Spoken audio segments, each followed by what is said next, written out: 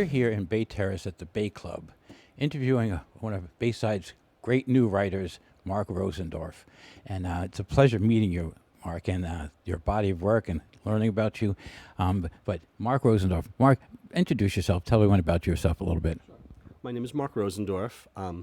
Born and raised and lived my entire life in Bayside. Started off in the apartments in Windsor Park, moved into Oakland Gardens, and now I'm here in Bay Terrace. I'm a high school guidance counselor for the New York Department of Education's Special Education District. I'm also a former magician.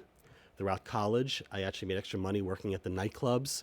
After college, I worked at birthday parties, bar mitzvahs. I worked with a very famous band in the area called New York City Swing. And I've always had a dream of being a writer.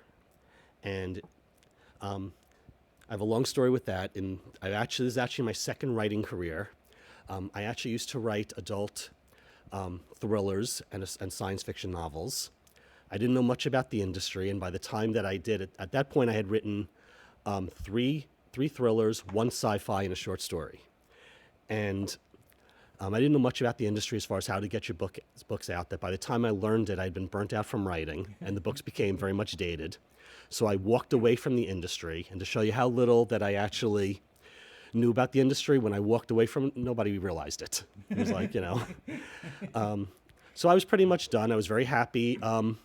Hey, I was a writer. I've done it. Been there, done that. And besides being a guidance counselor, I also work with my students. I teach them magic as part of our performing arts program. Magic does a lot. Performing arts in general does a lot. It teaches a lot of different skills. It teaches, following instructions. It teaches teamwork. It builds self-confidence. And I work with a team, and I handle the magic. And one night, I was up at 1 o'clock in the morning, and I'm thinking to myself, all the work we put into the magic, and to the audience, it might as well just be witchcraft. That's when an idea hit me.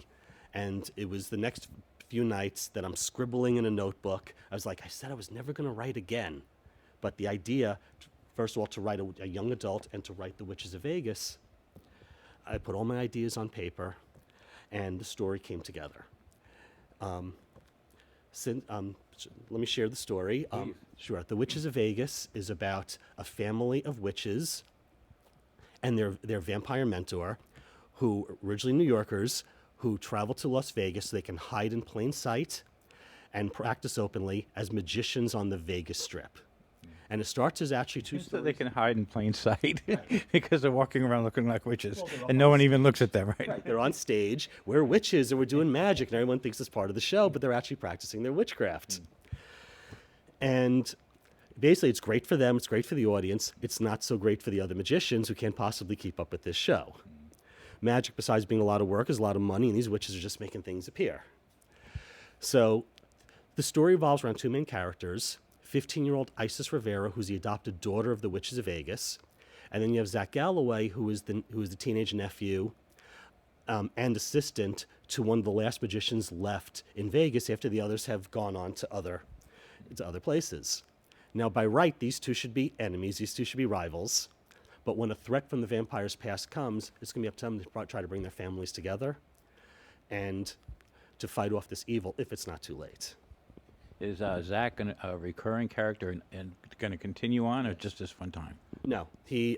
Isis and Zach and their impending relationship is a major part of the entire series. So you could see it as a feature film, but also as a series. I believe so. And everybody who reads it, most of the reviews do say, this should be a movie. And I'm happy to say I'm actually working with a scriptwriter right now to put together a script for the first book, The Witches of Vegas. So soon to be made into a movie. Well, that's exciting. How did you find your a scriptwriter?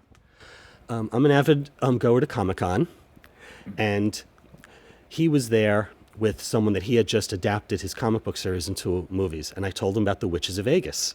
He says, wow, that's a great young adult concept. Teenagers would absolutely love this. And now it's become 3 books. The first one, The Witches of Vegas, which came out in last August.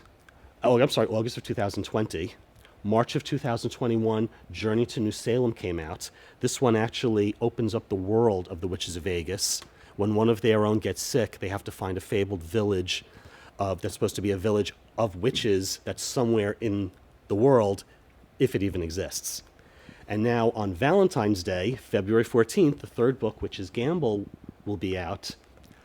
And this book actually deals with time travel, also the witch's story, but they actually, because the evil goes back in time and makes a change, which changes everything, they have to go back and try to figure out what was changed and if they can change it back.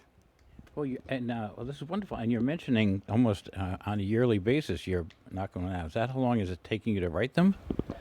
I would say pretty much a year. The ideas I have in my head already. So between writing and editing and getting it out, I would say each book takes about a year to finish.